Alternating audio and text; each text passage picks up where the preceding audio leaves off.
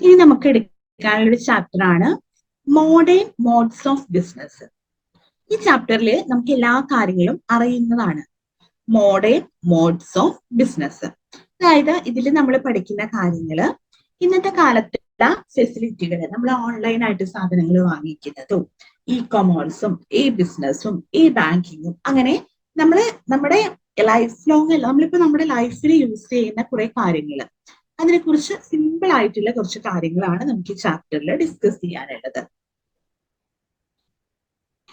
ഇതിൽ നമ്മൾ പഠിക്കേണ്ട ആദ്യത്തെ 2 ടേംസ് ആണ് ഇ ബിസിനസ്സും ഇ കൊമേഴ്സും, അതായത് ഇലക്ട്രോണിക് ബിസിനസ്സും ഇലക്ട്രോണിക് കൊമേഴ്സും.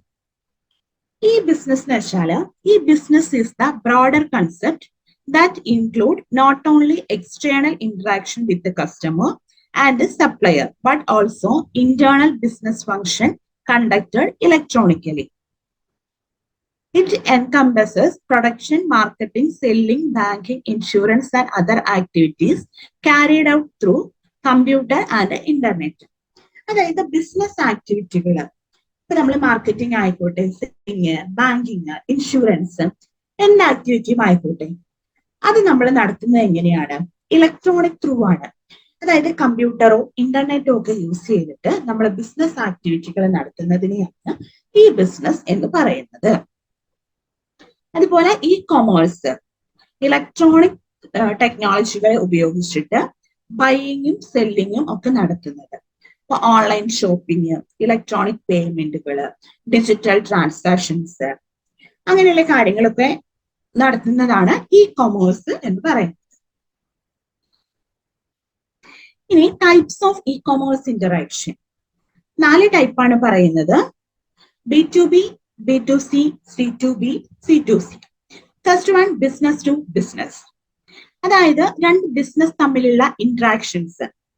ഇപ്പോൾ സപ്ലയറും ഹോൾസെയിലറും തമ്മിലോ, അല്ലെങ്കിൽ ഹോൾസെയിലറും റീറ്റെയിലറും തമ്മിലോ, അങ്ങനെയുള്ള കാര്യങ്ങളൊക്കെ എങ്ങനെയാണ് നമ്മൾ ഇന്റർനെറ്റ് ഇലക്ട്രോണിക് കാര്യങ്ങൾ യൂസ് ചെയ്തിട്ട് നടത്തുന്നത്. അതിനെയാണ് ബിസിനസ് ടു ബിസിനസ് എന്ന് പറയുന്നത്. പിന്നെ കസ്റ്റമർ ടു ബിസിനസ്, കസ്റ്റമറും ബിസിനസ്സും തമ്മിലുള്ള ട്രാൻസാക്ഷൻസ്, സർവീസുകളൊക്കെ എന്താണ് ഇലക്ട്രോണിക് ത്രൂ ആയിട്ട് നടത്തുന്നതാണ് കൺസ്യൂമർ ടു ബിസിനസ്. പിന്നെ ബിസിനസ് ടു കൺസ്യൂമർ, ഒരു ബിസിനസ് ഡയറക്റ്റ് ആയിട്ട് കൺസ്യൂമറിലേക്ക് സാധനങ്ങളും സേവനങ്ങളും ഒക്കെ എത്തിക്കുന്നത് എങ്ങനെയാണ്? നമ്മൾ ഓൺലൈൻ ആയിട്ടാണ്. ഇപ്പൊ നമ്മൾ ആമസോൺ അങ്ങനെയൊക്കെ സൈറ്റുകളിൽ നിന്ന്, ഫ്ലിപ്കാർട്ട്, അതിൽ നിന്നൊക്കെ ഓൺലൈനായിട്ട് സാധനങ്ങളൊക്കെ മേടിക്കില്ലേ? അതെന്താണ്? ബിസിനസ് ടു കൺസ്യൂമർ തമ്മിലുള്ള ഒരു റിലേഷനാണ്. ഇനി കൺസ്യൂമർ ടു കൺസ്യൂമർ, അതായത് ഒരു കൺസ്യൂമർ മറ്റൊരു കൺസ്യൂമറിന് പ്രൊഡക്റ്റ് സെല് ചെയ്യാണ്, OLX വഴിയൊക്കെ സെല് ചെയ്യില്ലേ? അതാണ് കൺസ്യൂമർ ടു കൺസ്യൂമർ എന്ന് പറയുന്നത്. പ്രധാനമായിട്ടും 4 ടൈപ്പാണ്: business to business, business to consumer, consumer to business, consumer to consumer. ഇനി ഇ കൊമേഴ്സിന്റെ ബെനിഫിറ്റുകൾ. Wider accessibility. എങ്ങനെയാണ്? നമുക്ക് ആക്സസിബിലിറ്റി കൂടുതലാണ്. നമുക്ക് ഏത് ടൈമിൽ വേണമെങ്കിലും എവിടെ ഇരുന്നിട്ട് വേണമെങ്കിലും ആക്സസ് ചെയ്യാം. അതുപോലെ ഇംപ്രൂവ്ഡ് കസ്റ്റമർ സർവീസ്, നമ്മുടെ കസ്റ്റമർ സർവീസ് എങ്ങനെയാണ് ഇതിലൂടെ ഇംപ്രൂവ് ചെയ്യാൻ വേണ്ടിയിട്ട് പറ്റും. ഷോർട്ടണിങ് ട്രാൻസാക്ഷൻ ടൈം, നമ്മളൊരു ഷോപ്പിൽ പോയിട്ട് സാധനങ്ങൾ വാങ്ങിക്കുന്നതിനുള്ള ടൈമിനെക്കാട്ടിലും സ്പീഡായിട്ട് നമുക്ക് ഓർഡർ ചെയ്ത് വരുത്താൻ വേണ്ടിയിട്ട് പറ്റും. ഇനി cost saving and lower price, നമുക്ക് എങ്ങനെയാണ് ഓൺലൈനിലാവുമ്പോൾ കുറച്ചും കൂടെ പ്രൈസ് കുറവായിട്ട് കിട്ടും. ഇതൊക്കെയാണ് ഇ കൊമേഴ്സിന്റെ ബെനിഫിറ്റുകൾ. ഇനി ഇതിന്റെ ലിമിറ്റേഷൻ ഉണ്ട്. ഏതൊരു കാര്യത്തിനാണെങ്കിലും ഒരുപാട് മെറിറ്റ്സ് ഉണ്ടാവും, അതുപോലെ തന്നെ ലിമിറ്റേഷൻസ് ഉണ്ടാവും. ഫസ്റ്റത്തെ ലാക്ക് ഓഫ് പേഴ്സണൽ ടച്ച്. നമുക്കിപ്പോ ഷോപ്പിൽ പോയിട്ട് ഒരു സാധനം വാങ്ങുമ്പോൾ നമുക്കത് യൂസ് ചെയ്ത് നോക്കിയിട്ടോ ഒക്കെ വാങ്ങിക്കാം. പക്ഷെ ഓൺലൈൻ ആയിട്ടാവുമ്പോൾ നമുക്കത് പറ്റില്ല. നമുക്ക് ഇവിടെ വന്നു കഴിയുമ്പോഴാണ് നമ്മൾ ആ ക്ലോത്ത് ആണെങ്കിലും എന്താ ഐറ്റം ആണെങ്കിലും നമുക്ക് അറിയാൻ പറ്റുന്നത്. അതുപോലെ നെക്സ്റ്റ് വരുന്നതാണ് ഡെലിവറി ആൻഡ് റിട്ടേൺ ഇഷ്യൂ. ഓൺലൈനിൽ വാങ്ങുമ്പോൾ ചില കേസുകളിലൊക്കെ വരാറുണ്ട്, നമുക്ക് റിട്ടേൺ ചെയ്യാൻ പറ്റാത്തൊരു അവസ്ഥ. പിന്നെ സെക്യൂരിറ്റി ആൻഡ് പ്രൈവസി കൺസേൺ, നമ്മൾ നമ്മുടെ ഡീറ്റെയിൽസ് ഒക്കെ വെച്ച് കൊടുക്കുമ്പോൾ നമുക്ക് സെക്യൂരിറ്റി അതുപോലെ പ്രൈവസി ഇഷ്യൂസ് ഉണ്ടാവാൻ ചാൻസ് ഉണ്ട്. നാലാമത്തെയാണ് ഇൻഫ്രാസ്ട്രക്ചറൽ ചാലഞ്ചസ്. നമുക്ക് പേയ്മെന്റിന്റെ ഇഷ്യൂസ്, അതുപോലെയുള്ള ഇൻഫ്രാസ്ട്രക്ചർ, ഇന്റർനെറ്റിന്റെ അഭാവം, അങ്ങനെയുള്ള പ്രശ്നങ്ങൾ, അതൊക്കെയാണ് ഇതിൽ പറയുന്ന ലിമിറ്റേഷൻസ്. ഇനി സ്റ്റേജസ് ഇൻ ഓൺലൈൻ ട്രാൻസാക്ഷൻ നമുക്ക് അറിയുന്നതാണ്. First one search. നമ്മൾ ഏത് വെബ്സൈറ്റ് ആണോ, എന്താണോ നമ്മൾ ഏത് സൈറ്റിലാണോ നമുക്ക് ഓർഡർ ചെയ്യേണ്ടത് അത് സെർച്ച് ചെയ്യുന്നു. രണ്ടാമത് നമ്മളത് ഓർഡർ ചെയ്യാണ്. നമ്മുടെ ഡീറ്റെയിൽസ് ഒക്കെ വെച്ചിട്ട് അഡ്രസ് ഒക്കെ കൊടുത്തിട്ട് ഓർഡർ ചെയ്യാണ്. Third payment. എത്രയാണോ നമ്മൾ അതിന് ഡെബിറ്റ് കാർഡോ ക്രെഡിറ്റ് കാർഡോ അല്ലെങ്കിൽ ക്യാഷ് ഓൺ ഡെലിവറിയോ ഏത് രീതിയിലുള്ള പേയ്മെന്റ് ആണെന്ന് സെലക്ട് ചെയ്യുന്നു. Next delivery. നമുക്ക് പ്രൊഡക്റ്റ് ഇവിടെ കൊണ്ടുവന്ന് നമ്മുടെ വീട്ടിൽ കൊണ്ടുവന്ന് തരും. പിന്നെ വരുന്നത് after sale service. After sale service എന്ന് വെച്ചാല് വാറന്റി ക്ലെയിം ചെയ്യാം, അല്ലെങ്കിൽ എന്തെങ്കിലും ഡാമേജ് ഉള്ള ഗുഡ്സ് ആണെങ്കിൽ അതിന്റെയൊക്കെ സർവീസുകളൊക്കെ ചെയ്യുന്നതാണ് ആഫ്റ്റർ സർവീസിൽ പറയുന്നത്. ഇനി E banking revolution.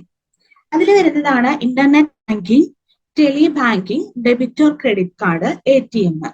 Internet banking എന്ന് വെച്ചാല് നമുക്ക് ബാങ്കിങ് ആക്ടിവിറ്റികള് നമുക്കിപ്പോ ഡെപ്പോസിറ്റ് ചെയ്യേ, അല്ലെങ്കിൽ ആർക്കെങ്കിലും ട്രാൻസ്ഫർ ചെയ്യാം, നമ്മുടെ എമൗണ്ട് ട്രാൻസ്ഫർ ചെയ്യാം, ബാലൻസ് ചെക്ക് ചെയ്യാം, അങ്ങനെയുള്ള കാര്യങ്ങളൊക്കെ നമുക്ക് ഫോണിൽ കൂടിയോ അല്ലെങ്കിൽ ഇന്റർനെറ്റ് ത്രൂ ആയിട്ട് ബാങ്കിങ് ആക്ടിവിറ്റികൾ ചെയ്യാൻ പറ്റും.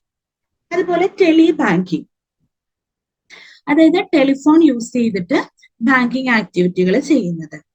പിന്നെ debit and credit card, electronic കാർഡുകൾ യൂസ് ചെയ്തിട്ട് നമുക്ക് പർച്ചേസ് ചെയ്യാം, അങ്ങനെയുള്ളത്. പിന്നെ ATM സർവീസ്, അതായത് നമുക്ക് ബാങ്കിൽ പോയി ക്യൂ ഒന്നും നിൽക്കാതെ ഡെപ്പോസിറ്റ് ചെയ്യാനും വിഡ്രോ ചെയ്യാനും ഒക്കെ ഉള്ള അവസരമാണ് ATM സർവീസിലൂടെ കിട്ടുന്നത്. ഇനി അതർ ഇ കൊമേഴ്സ് ആപ്ലിക്കേഷൻ, അതിൽ ഈ ടിക്കറ്റിംഗ്, അതായത് റെയിൽവേ ടിക്കറ്റ് ബുക്ക് ചെയ്യാം, അങ്ങനെയുള്ള ലോങ് ജേർണിക്കുള്ള ടിക്കറ്റുകൾ ബുക്ക് ചെയ്യാം, അതൊക്കെ നമുക്ക് എന്താണ് ഈ ടിക്കറ്റിംഗ് ആണ്. പിന്നെ ഈ അഡ്വർടൈസിങ്, അതായത് ഇന്റർനെറ്റ് അഡ്വർടൈസിങ്. പിന്നെ ഈ ട്രേഡിങ്, അതായത് ഓൺലൈൻ ആയിട്ടുള്ള ട്രേഡിംഗ് ആക്ടിവിറ്റികളൊക്കെ നടത്തുന്നത്.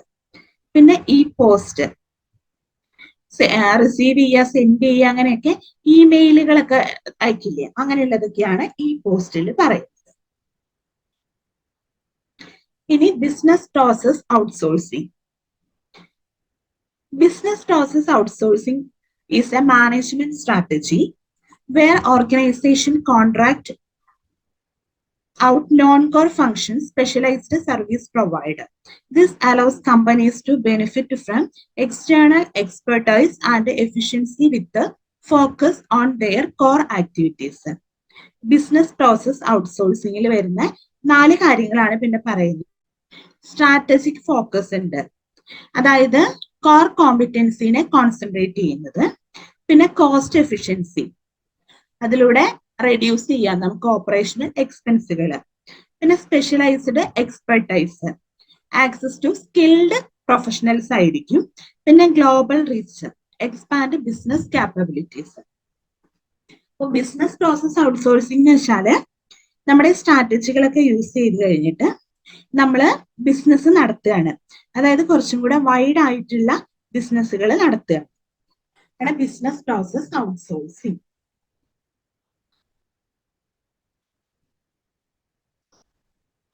അപ്പോൾ ഈ ചാപ്റ്ററിൽ നമ്മൾ സാധാ യൂസ് ചെയ്യുന്ന കുറെ കാര്യങ്ങളായിരുന്നു നമ്മൾ പഠിച്ചത്.